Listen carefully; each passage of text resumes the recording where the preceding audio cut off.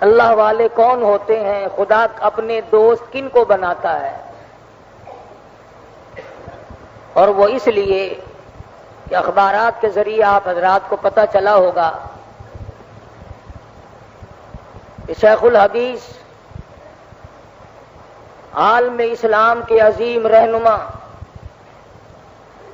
تبلیغی جماعت کی پوری دنیا کے امیر، علم حدیث کی بے انتہا خدمت کرنے والے حضرت مولانا محمد زکریا صاحب رحمۃ اللہ علیہ مدینہ پاک میں انتقال فرما گئے۔ 15 سال سے وہیں ڈیرا لگا رکھا تھا کہ یار کے شہر میں دفن ہو جاؤں۔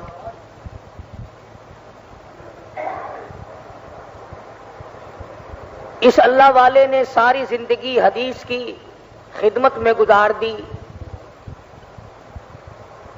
مدنی کریم صلی اللہ علیہ وسلم کی حدیث پاک کی شرح لکھی، ترجمے لکھے، بے شمار کتابیں ہیں، فضائل کی کتابیں لکھی، یہ فضائل ذکر، فضائل نماز، فضائل صدقات، فضائل حج، فضائل قرآن کریم، فضائل نماز، یہ تمام کے تمام کتابیں حضرت شیخ الحدیث رحمۃ اللہ علیہ کی ہیں۔ 14 زبانوں میں یہ فضائل کی کتابیں لکھی جا چکی، دنیا کی 14 زبانوں میں، اور 24 گھنٹے میں کوئی وقت ایسا نہیں کہ جس وقت میں ان کتابوں کو کوئی نہ کوئی کہیں نہ کہیں پڑھ نہ رہا۔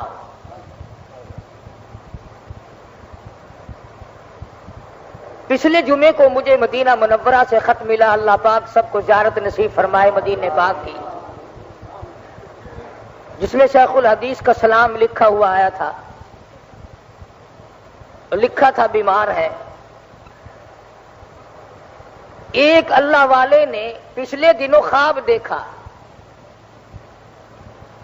اب خواب میں اور آپ دیکھیں گے تو بازار دیکھیں گے، تالاب دیکھیں گے، جنگل دیکھیں گے، جانور دیکھیں گے، عورتیں دکھائی دیں گی، بچے دکھائی دیں گے، کاروباری معاملات دکھائی دیں گے۔ اس اللہ والے نے خواب دیکھا تو خواب میں زیارت ہوئی محمد عربی صلی اللہ علیہ وسلم کی۔ یہ بات آسان نہیں ہے، یہ دولت اور سونے چاندی اور کوٹھی بنگلے اور صدارت گورنری سے نہیں ملتی یہ چیز، یہ تو بس یوں ہی دنیا کے سودے ہیں۔ اسی کو کہتا ہے کہ سونے چاندی کی چمک بس دیکھنے کی بات ہے، سونے چاندی کی چمک بس دیکھنے کی بات ہے، اور 4 دن کی چاندنی اور پھر اندھیری رات ہے۔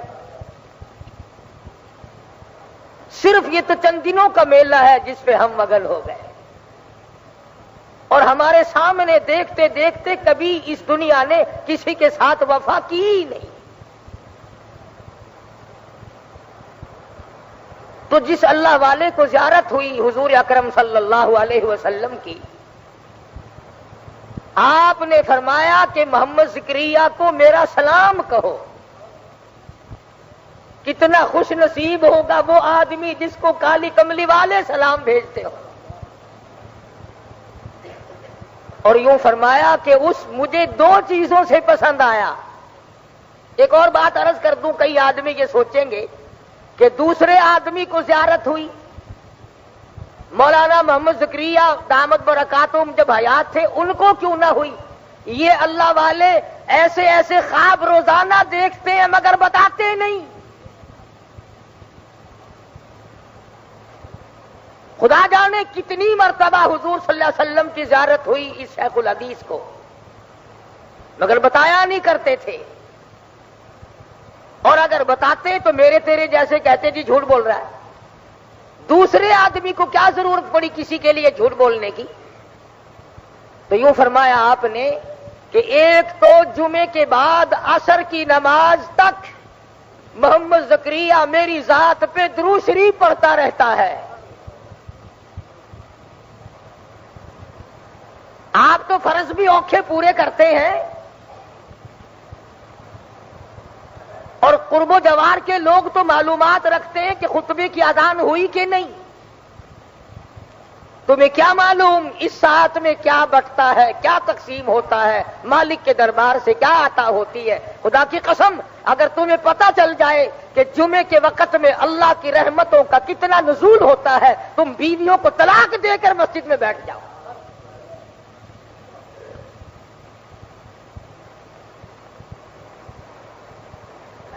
تو آپ صلی اللہ علیہ وسلم نے فرمایا کہ ایک تو محمد زکریا اس لیے مجھے پسند ہے کہ وہ جمعے کی نماز کے بعد عصر کی نماز تک مجھ پر درود پڑھتا ہے،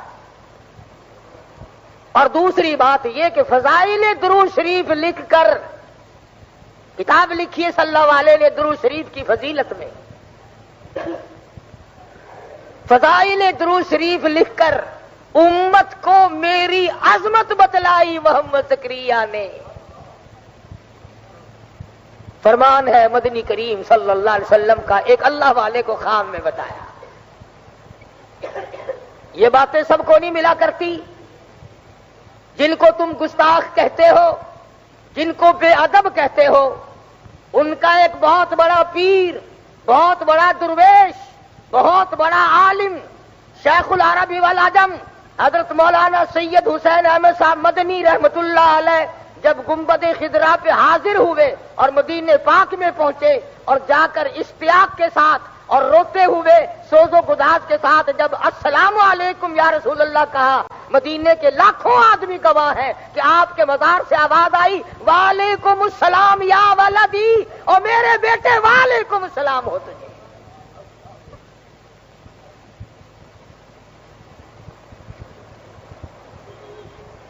تو ان حضرات کا کیا کہنا؟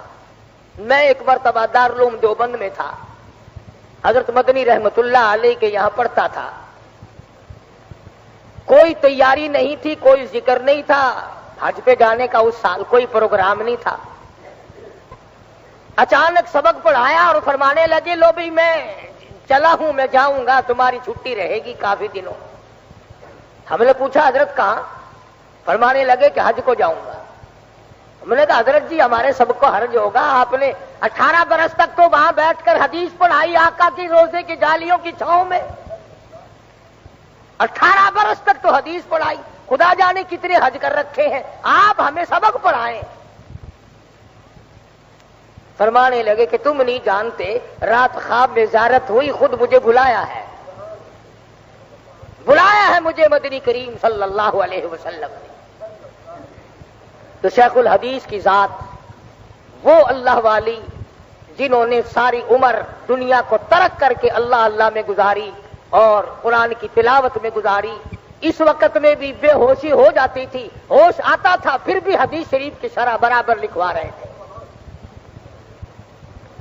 ایک ایک وقت میں خدا جانے کتنے کتنے نیک کام کرتے تھے۔ میرا یقین ہے کہ ہم کروڑوں آدمی مل کر بھی عبادت کریں، اس اللہ والے کے برابر ہم عبادت نہیں کر سکتے۔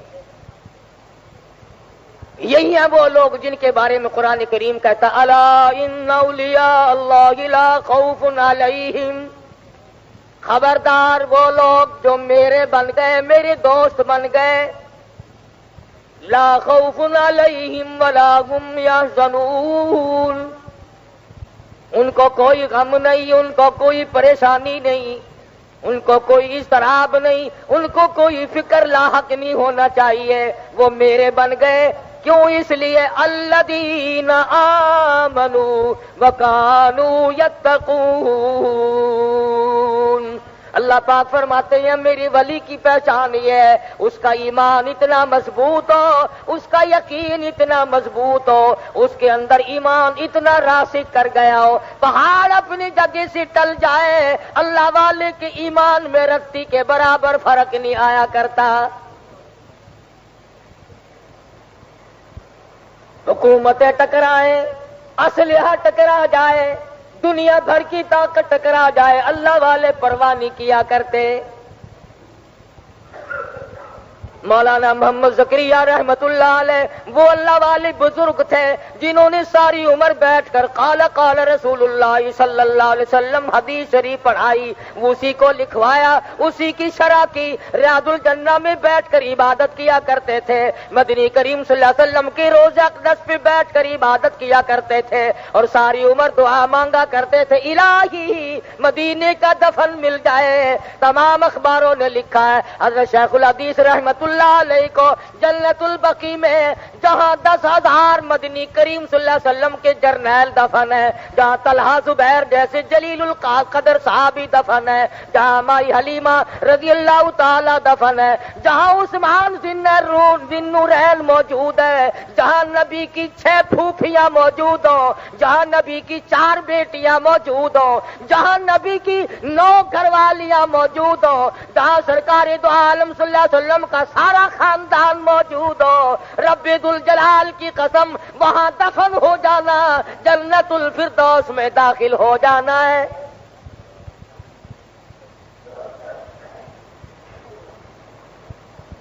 خود فرمایا مدنی کریم صلی اللہ تعالی علیہ وسلم نے یہ جنت کا ٹکڑا ہے جو جنت میں پہنچ گیا، خود یہیں سے حساب و کتاب کے بغیر پہنچ گیا۔ کتنے اللہ والے پہلے وہاں پر سو گئے، مولانا خلیل احمد سہارنپوری رحمت اللہ علیہ، مولانا مظفر حسین کاندھلی رحمت اللہ علیہ، مولانا بدر عالم میرٹھی رحمت اللہ علیہ، شیخ الحدیث صاحب رحمت اللہ علیہ، کتنے بڑے بڑے جلیل القدر اولیاء کرام، علامہ شیخ الحدیث، شیخ التفسیر اللہ والے حضور کی پڑوس میں سو گئے۔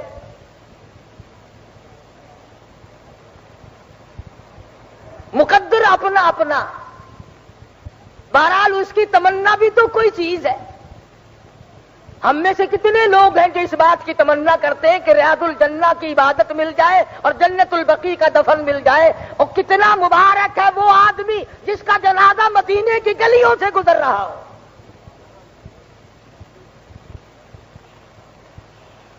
مدینے کی گلیوں سے جنازہ گزرے، گنبد خضرا کے سامنے رکھ کر جنازہ پڑھایا جائے، یہ چیزیں یوں ہی آسانی سے نہیں مل جاتی، یہ تو بڑی جدوجہد کے بعد ملتی ہے۔ صحابہ کرام نے تمنائیں کی، آرزویں کی، حسرتیں کی، سارے اللہ والے اسی تمنا کو لیے دنیا میں پھرتے رہے، یہی آرزویں کی، اور جہاں تک ممکن ہو سکا اس پر عمل کر کے دکھلایا۔ بے شمار اللہ والے، امام مالک رحمت اللہ علیہ نے ایک مرتبہ حج کیا اپنی عمر میں، اس کے بعد مدینے سے نکل کر حج کو بھی نہیں آئے کہ ایسا نہ ہو راستے میں کہیں انتقال ہو جائے اور جنت البقیع کے دفن سے میں رہ جاؤں۔ امام مالک رحمت اللہ علیہ نے جتنی عمر مدینہ پاک میں گزاری، 3 میل کے ایریے میں پیشاب کبھی نہیں کیا۔ مدینہ پاک شہر میں جوتے پہن کر کبھی نہیں چلے، ساری عمر امام مالک نے احترام میں گزار دی۔ اتنا ادب تھا ان حضرات میں، امام مالک رحمت اللہ علیہ حدیث شریف پڑھانے کے لیے بیٹھے، چمڑے کے موزے پہن کر آئے ہوں گے، موزے کے اندر بچھو بڑھ گیا، بچھو داخل ہو گیا، وٹواں پہاڑی علاقے کا بچھو امام مالک کو ڈک مارتا ہے پیر میں۔ سارے شاگرد دیکھنے والے سمجھ رہے ہیں کہ حضرت کو کوئی تکلیف ہو رہی ہے، سارا رنگ پیلا پڑ جاتا ہے۔ کچھ دیر کے بعد اس نے پھر ڈک مارا، اور کچھ دیر کے بعد اس نے پھر ڈک مارا۔ گھنٹہ 2 گھنٹہ تیسری جتنی دیر تک حدیث پاک پڑھانی تھی محمد عربی صلی اللہ علیہ وسلم کی، اس کے بعد موزہ اتارا، جب دیکھا تو بچھو نکلا اندر سے، تو سارے شاگرد کہنے لگے حضرت جی ہم بھی سوچ رہے تھے کہ کیا تکلیف ہو رہی ہے، رنگ پیلا پڑ پڑ کے جاتا ہے۔ تمام شکل بدل بدل کے جاتی ہے، یہ ڈک مار رہا تھا، آپ نے نکال کیوں نہیں دیا؟ فرمایا تم نہیں جانتے، میں اپنے آقا کی حدیث شریف پڑھا رہا تھا، یوں ڈر کے مارے نہیں نکالا، کبھی یہ نہ ہو کہ میری حدیث پڑھاتے ہوئے اور کام میں لگ گیا، بے ادبی نہ ہو جائے، حدیث شریف میری پڑھائے اور بیچھوؤں کے پیچھے پڑ گیا۔ اصل تو ہمیں قرآن مجید کی تلاوت کی توفیق ہی نہیں، اور اگر کوئی پڑھتا بھی ہے، قرآن مجید کی تلاوت ہو رہی ہے، دماغ میں دکان گھوم رہی ہے، قرآن مجید کی تلاوت ہو رہی ہے، کاروبار دماغ میں گھوم رہا ہے، نماز کی نیت باندھے کھڑے ہیں اور خدا جانے کہاں کھڑے مسجد میں اور دماغ خدا جانے کہاں پہنچا ہوا ہے۔ یہی وجہ ہے کہ آج نہ تیری نماز میں روح ہے، نہ میری نماز میں خشوع ہے، نہ قرآن مجید کی وہ برکتیں ہیں، نہ وہ رحمتیں ہیں، نہ وہ سعادتیں ہیں۔ کیوں؟ اس لیے کہ اپنے اندر وہ بات ہم نے پیدا کی ہی نہیں جو اللہ والوں نے کی تھی۔ مولانا محمد قاسم صاحب نانوتوی رحمت اللہ علیہ مدینہ پاک شہر سے کئی میل ادھر کو ہے، گنبد خضرا کی روشنی نظر آ گئی، سواری سے نیچے اتر گئے، جوتا اتار کر بغل میں دبا لیا، پیدل چلنے لگے۔ رات کا وقت ہے، پاؤں زخمی ہو گئے، لہولہان ہو گئے، پیدل چل رہے ہیں۔ ساتھی کہنے لگے حضرت جی سواری خالی جا رہی ہے، آپ اونٹ پہ سوار ہو جائیں، ڈاچی پہ سوار ہو جائیں، رات کا وقت ہے۔ جوتا بھی اتار لیا، رو پڑے اور فرمانے لگے روتے ہو لوگوں، سواری پہ سوار ہو کر آقا کے شہر میں داخل ہوتے ہوئے شرم آتی ہے۔